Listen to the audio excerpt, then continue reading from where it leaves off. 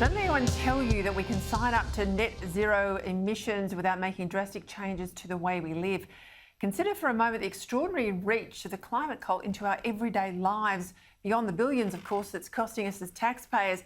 As you know, they want to tell us what kind of car we can drive, how much meat we can eat, what sort of heater we're allowed to have in our homes, the type of cooktop we can use, even how many children we should be having. Now the net zeroists inside the New South Wales government are telling us what colour our roof should be. There you go, I kid you not. Planning Minister Rob Stokes is behind a plan to ban dark-coloured roofing across Western Sydney to ease the so-called heat island effect, says Stokes. We need to say goodbye to having dark roofs, the trend of dark roofs that not only attract and retain heat and raise ambient street temperatures, but lead to astronomical electricity bills because of the need to cool homes. Well, isn't this crazy? Let's bring in my panel. Assistant Minister to the Attorney General, Senator Amanda Stoker, joins me now from Canberra. Labor MP Joel Fitzgibbon from Cessnock in New South Wales. Amanda, Boris Johnson's attempts to have this green nanny state in the UK are already going pear-shaped. So why on earth is a Liberal government in New South Wales telling us what colour roof we can have? Look, I grew up in suburbs like the ones that are targeted for measures like this. And I recall even as a kid there being rules and conventions about what colour your roof could be. If you're going to implement measures like this, it might as well be something that's going to lower the cost of the household bills. That said, I'd like to think that people can make that choice for themselves as they make their own decision about what works for them and their family. Amanda Stoker, have you just joined the Labor Party? I cannot believe you are backing in any move that people don't get to choose the colour. I mean, a heritage area, right, fair enough. We know that there are rules about heritage overlay.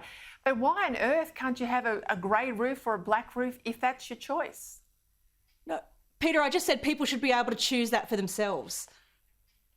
They're not new types of restrictions, but people should be able to choose that for themselves.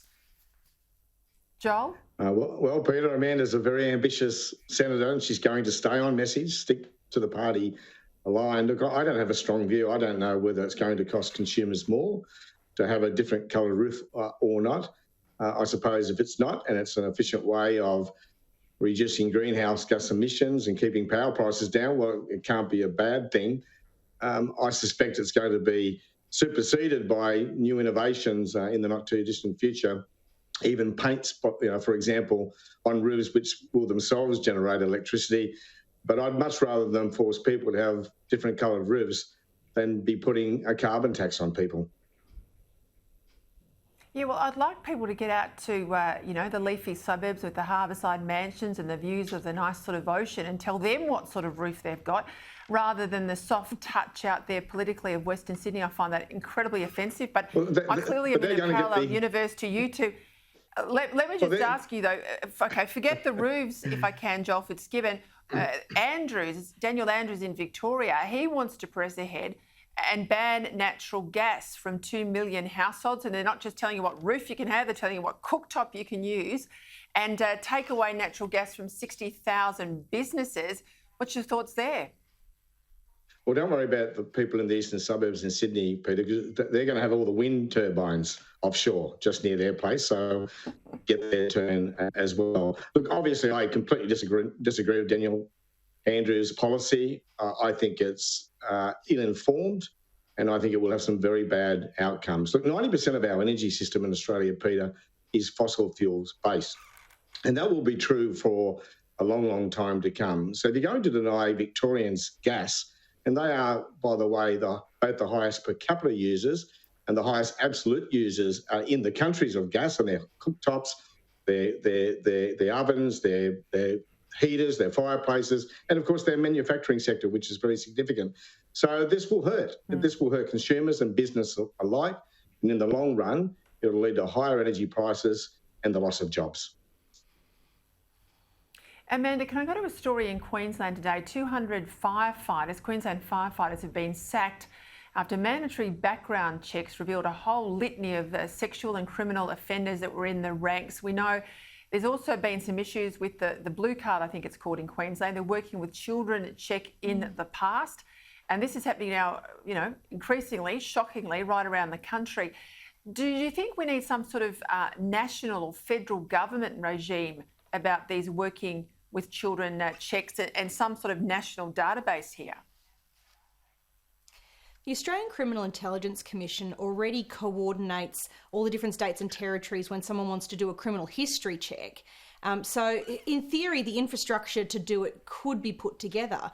But what I think is really interesting is that there are companies like, I think, called OHO, who are meeting a need from the private sector to give people confidence about the suitability of the people they're hiring for particular tasks to work safely with children.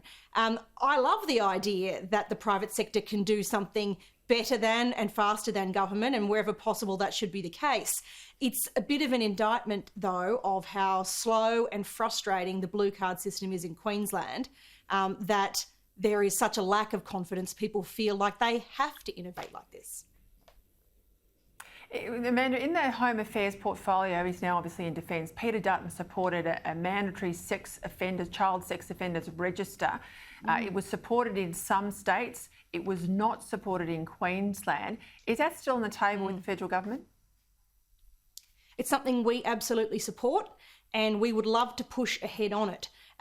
It requires, though, the states and territories to be all in.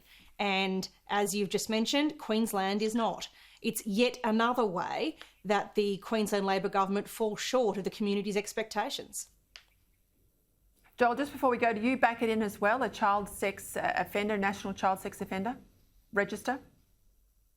Look, I only have a vague memory of that debate, Peter. I'd really like to refresh my memory on all the issues. It seems like an easy one on the face of it, but obviously some people have some other concerns. I'd want to make sure that it's absolutely effective and is not going to have any sort of counterproductive outcomes. All right, I'll leave it there. Obviously, as a matter of principle. Thank you for your time. A pleasure. Thank you. Yep. We'll come back to it. Thank you.